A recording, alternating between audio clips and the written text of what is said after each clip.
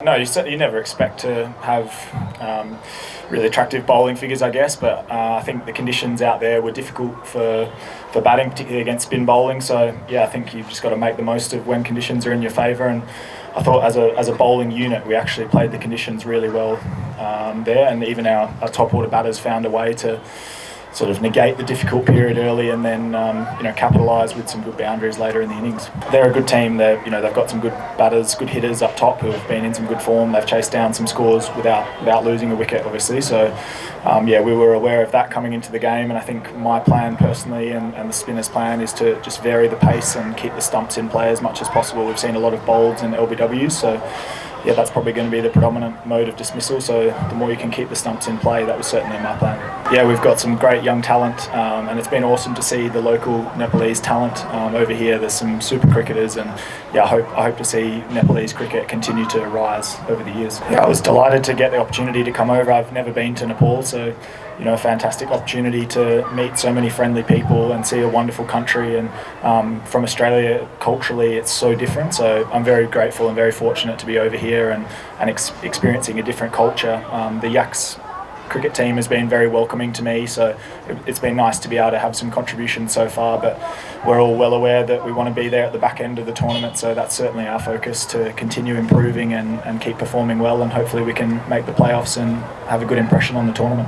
Yeah, I do. One of our young left arm off spinners actually reminded me of that on arrival, that he'd played in that game, so I can't remember too much about the game itself. I think we might have bowled first and bowled Nepal out for a lowish total, if I'm correct. But yeah, it's amazing to there's Unmul Chand is playing for Lumbini, so he was a guy playing in that same World Cup. So it's amazing all these years on to be playing against some cricketers from that Under-19 World Cup. Yeah, good question. I don't know actually. I'm not sure if I've got more than a six for, but I'd be winding back the years, I think, to my last six for. So no, as I said earlier, it was really nice to capitalise on some favourable conditions for spin bowling.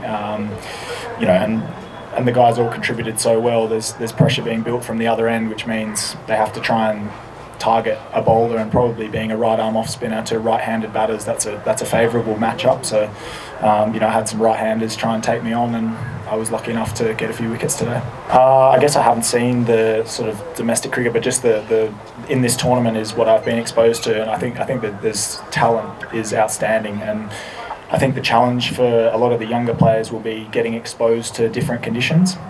These conditions are very foreign to other parts of the world, or certainly other parts of the world that I've experienced. So finding ways to practice for bouncier conditions or more favourable conditions for pace bowling, I think that will be a challenge for younger Nepalese players in the future to expand their games when they go overseas and keep rising up the ranks against the associate nations, and hopefully gaining international or test status one day, perhaps, if that's a goal. I think that will be a challenge for Nepalese cricket.